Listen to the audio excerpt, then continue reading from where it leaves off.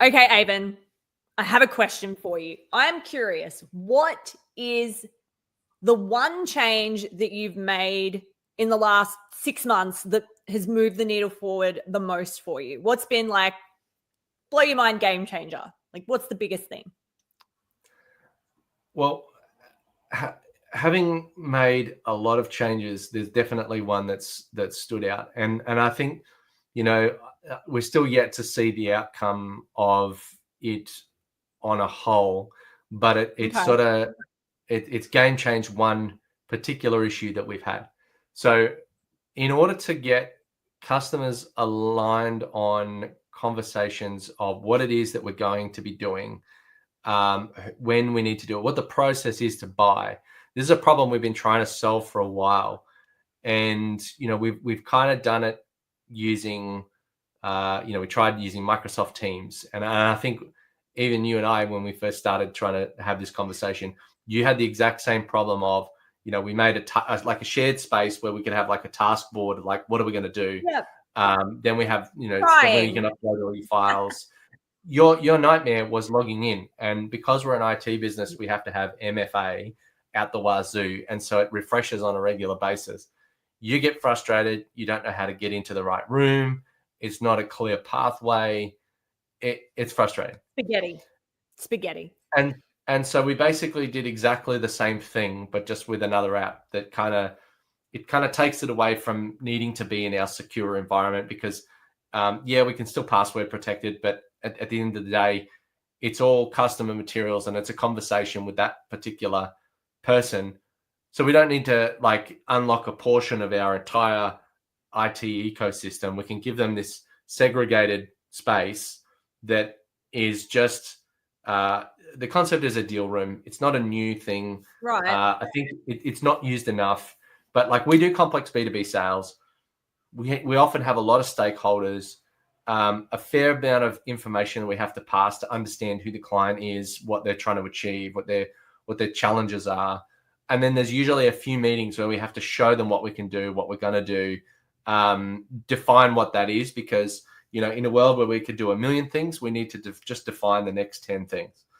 And in order to get to that bit, like takes a fair bit of time. And if there's a number of stakeholders involved, then we have to show them, on screen or answer their questions. But if we're stuck with just the people that were in that meeting, we don't share the value across every other stakeholder that didn't get to that meeting, or the calendar didn't sort of work out.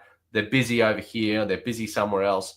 And so what we've had to do is, yes, we can do meeting recordings, but sometimes you don't always want to record the meeting, or they don't want it recorded, or they don't want the first, they don't like the idea of the transcription, or particularly early on when you try to build a relationship, you can't always do all of those things.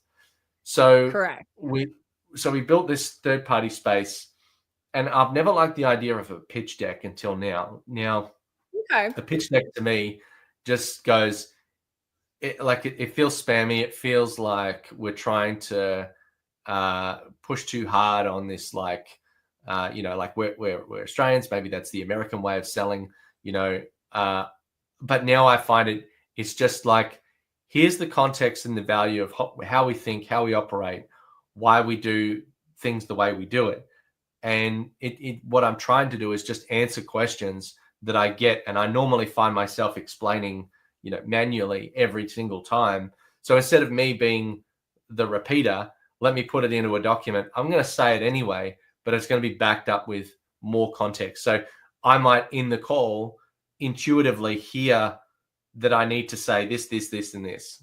And it might be, this is our team, the how we structure our teams. Maybe it's how we bill. Maybe it's how we, communicate with them, how long the process takes. But by putting it into a document or like a task list or something, then I've shown them the pathway forward. So instead of me having to explain it, but then the next person who comes into the sale, they don't know, they weren't there for the conversation. So they're going to then go, where are we at? And Right. and now I can show where we're at, because there's 5 main steps. We've done steps 1, 2, and 3. and we still have to do this one. We've answered all these questions that you had, store it in there and go, like just maybe summarize the meeting into a few notes to go, you asked about this, here was our answer. You asked about that, here was our answer. Right. And now when the next person comes in, they don't have that same knowledge gap because they can catch up on everything. Right. So shared space, everything they need to understand where we're at on the project, like how you get things done, what the next step is, like everything's there. Yeah. But normally what we would do is that it would have been a few conversations to get to that point. And then it would have been like, here's the proposal. And then, but like at the proposal, that's when they're making the decision. But I feel like you need to give that confidence much earlier in the process. Like my last deal that we closed yesterday took 4 months from start to close. And there was multiple stakeholders involved in the conversation. The people that started the conversation moved on and gave it to somebody else. There's also been other times when we've had one point of contact, like other deals, and then they get fired, or they then have to hand off to the owner who's going to make the decision. But the problem was that when that person communicates with the owner, they're giving a watered down version. They're just giving the summary points. They're not allowing the owner to be in the conversation. Like if they heard what we had to say, they'd be like, oh my God, yes, why are we even talking about this? So we've just put the information in the middle instead of gone via somebody else. Like the game, the children's game Chinese Whispers, where you line all the kids up and then this person says something, and that person says, you said something here and it's totally different out the other end. I love it. You've got a single source of truth for everything related to that project. Yeah. Perfect. So many problems. Love it. But most people do it on their own side, right? The single source of truth is the CRM, right? That's internal to the company. We definitely have it on our side. But what's to say that in the customer's mind, what are they collaborating on? What are they sharing? What info are they sharing? They're probably nothing. An email trail. Yeah, exactly. So they, and we all know how painful email trails are, or, some kind, maybe it's a Slack thread or a Teams thread, like you were saying earlier, it becomes just, bedlam. But having no one logs into it because they're stuck. Source of truth. Yeah. Sorry. Go again. I was just saying the problem with the Teams environment was that no one could get into it, or it wasn't like intuitive, or it wasn't seamless. And so by making that process seamless, what we also did was we discovered people on the buying team that we weren't aware of. So tell me how does that work?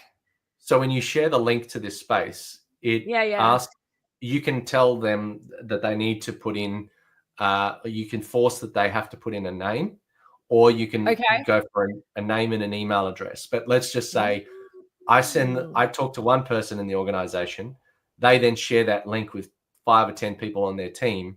If I mandate that they put a first name in at the very least, I then become aware of 10 other people, or 5 or 10 other people in the sales conversation that I initially had no idea. Like, because I might talk to one person and think that they're the decision maker, but if I discover by virtue of the system and how it's been shared, there are now 5 or 10 other people on the buy team, I might even be able to then research them on LinkedIn if they put their email address or their name, or I might be able to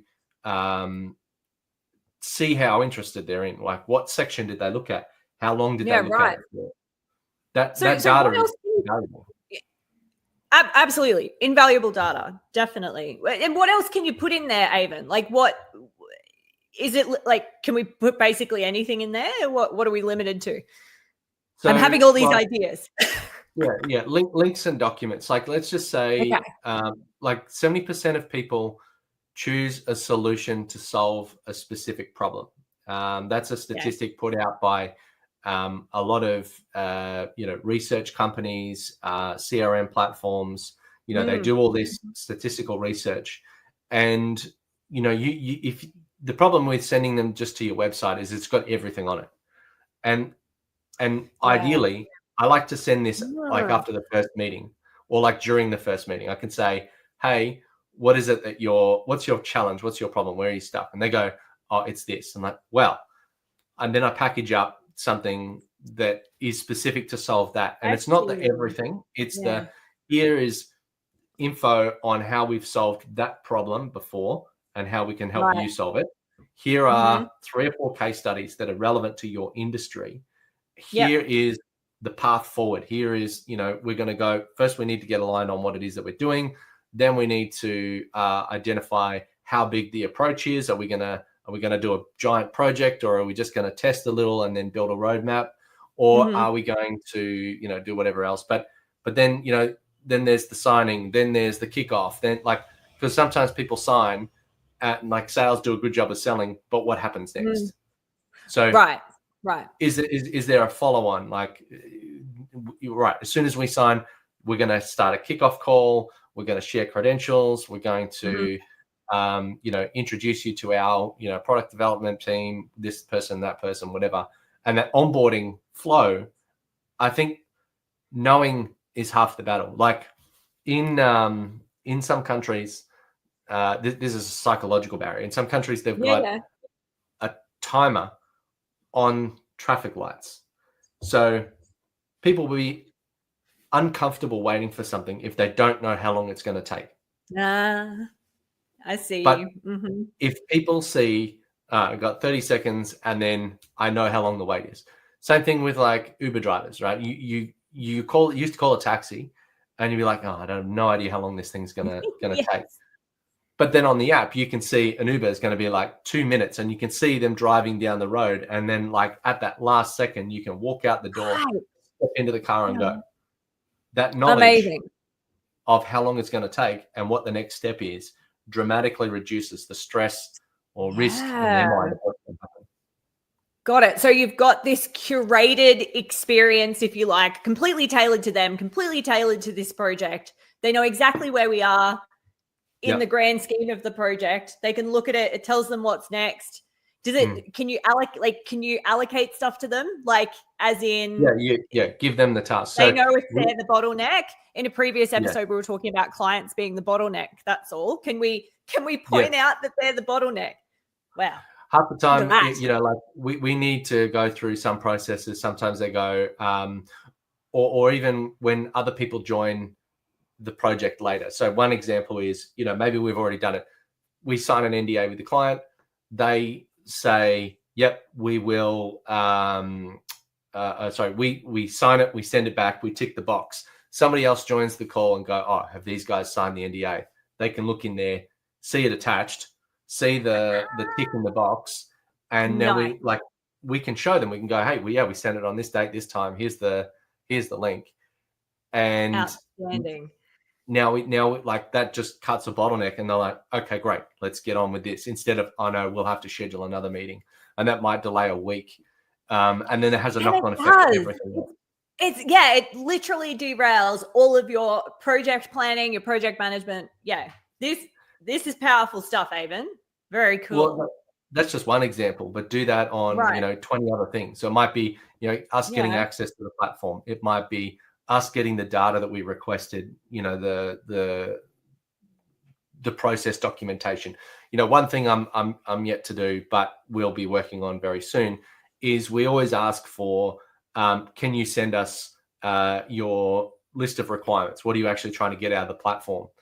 And if someone goes, oh, well, I don't know how to do that, we're like, well, that's fine, because there's a video on it that's going to show you 3 ways to give us the documentation we need: the easy way, the intermediate, and the complex way. So you choose your adventure and how much time you want to spend on it. We really just need the basics, and we'll work through it with you.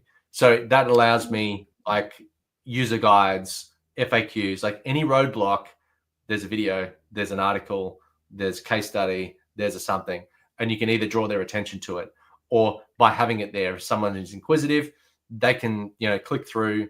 You make it easy to navigate, they'll find it, and that blockage is gone. So now we might close the deal 20 or 30% faster, which faster deal, more money, project done, get on to the next one, more throughput for every single client. Absolutely. And something really stood out for me because when we're talking about, I digress, communication training. Some people need a lot of detail to make a decision. Others just need the high level. So it sounds like you can also cater this to like, you can give them as much detail as they want to dig into. Yeah. Yep. Yeah. Cool. Always have more available. So Yes. they can self-discover if they need more detail, it's there. And then instead of them going, I don't have enough detail, and then asking you for it, then you have to be on the back foot and put it all together and send it over. You can just go, it's there, page 3. Here you go. Like it's instantaneously done. So that's cool.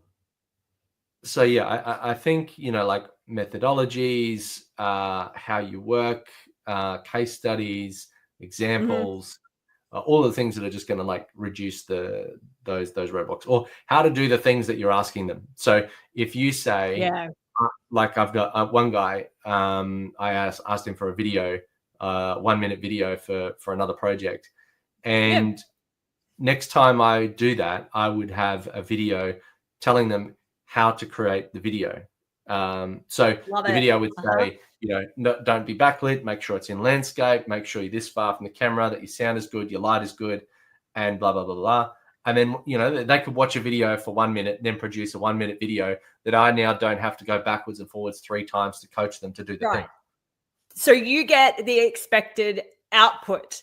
Like, because we make a lot of assumptions that people know what we mean, right? Or know how to achieve what we mean. So that removes all the assumptions. You've recorded that video once and then you play it as many times as you need to. Love it. And every time we have a customer interaction and there's a bottleneck, I go, can this be used back in the template so that next time we have another customer, there is like every possible problem is solved before it becomes a problem. I love it. Oh my goodness. So just solving on the fly. Love it. Yeah. Future Avon thanks you. Well, that's the, like we talk about, doing SOPs a lot. That's like SOPs for your customer. Like a lot of times it's this middle ground. It's a shared space where you can both work together on the outcome instead of one of you trying to mandate a process and the other one trying to figure you out and mandate their process. It's something we can go, let's make a new mini project, which is the project to create, design, and execute on the main project that you actually want. Yes. Perfect. Yes. SOPs for your customers. Do it. Yeah. Make it so. And you can have it interact with CRM. You can get data insights and intelligence on how interested they are. I've got people that long after the project is completed, they're still going backwards and forwards and accessing the thing. So that would have been questions that they had of me. So like months onwards, they're still logging in to solve that issue. Amazing. I don't know. What about you? Have you had a business system that's made you go 10x faster? Yeah, look, just probably the biggest thing is making time every month to review where the bottlenecks were and then coming up with a better system. So we were always reviewing our systems, SOPs, knowledge management, and if a project really, I shouldn't say if it was heavy for some reason, like if we just kept getting slowed down, we'll sit down and go, okay, what happened here? Where are the issues? How do we unblock them so they don't happen next time? Add it to the SOPs. And that's something that I don't think a lot of people do. They just take for granted, well, that's the way we've always done it. No, let's make sure that we're iterating. So that for us, I think, has been amazing. And just standardizing as much as we can, as much as a lot of our clients have nuance or little things that are particular to them, but a lot of it is transferable as well. So looking for those opportunities where, okay, this client was the same as this one, was the same as this one. So constantly being on the lookout for that as well and integrating that into our process and pointing it out to each other. Because I think when you're too close to something, you just keep doing you're doing the things and you need someone. We I've intentionally made this culture where I'll say, team, if you see a better way for us to do something, please just tell me, because otherwise we will continue doing things the way that we have. So patterns emerge over time. Like you need enough stuff ups to see the way forward, or enough data to see where the patterns are. But I think also, in terms of definitely getting your team aligned, but like asking 5 why, that's that Toyota methodology. Love it. Yes, like 5 whys, people. The root cause analysis. So, like you can't just Google it. Like if you Google it, and then you're gonna get some generic answer. Every time you Google, your rash, it always says you're going to die. So exactly, like, that's good SEO, right? But then if you ask 5 why, like Toyota, they're like, why are the wheels not on the car? Because we don't have any bolts. Why don't we have any bolts? Because Jerry didn't order the bolts. Why didn't Jerry order the bolts? Because he's homesick. Why is he homesick? Because he Googled his rash and he thinks he's going to die. So much better than my 5 whys analogy. I love that one so much. So good. So I think that there's definitely a couple of usable things, and I think it's more. It doesn't really matter what the system is, as long as you understand, like, there's a challenge, there's a problem, there's an issue, and you're constantly just unblocking the pipe. So business systems, I'd say the biggest business system that you can implement is just continuous improvement, but do it from enough data, do it from a scientific perspective. Whether it's, I implemented that SOP, I implemented that CRM, just unblock the pipe. What's holding you up? It's not one magical thing that will just like skyrocket you to the next sort of like level. There's no magic bullet. It's just a lot of painfully removing bottlenecks that does it. Absolutely. So constant and never-ending improvement, team. Build it into your weekly, monthly cadence, depending on how large the process is. Carve out time to be reviewing these things. Super duper powerful. And when things aren't working, make a note of it somewhere so that you can bring it up in those sessions. Or if it is, you don't want to be hemorrhaging money. So if you need to solve it in the moment, do that.